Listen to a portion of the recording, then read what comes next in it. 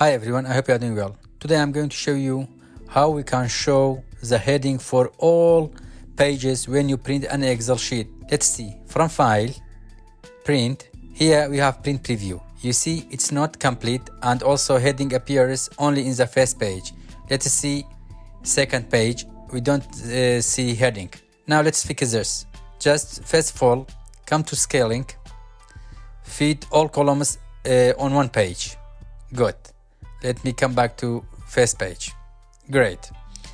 Now if I check, all fitted, but still it doesn't show heading. To fix this problem, just come to here, page layout, print titles, rows to repeat at the top. Click this one, select it, this to row. Just enter.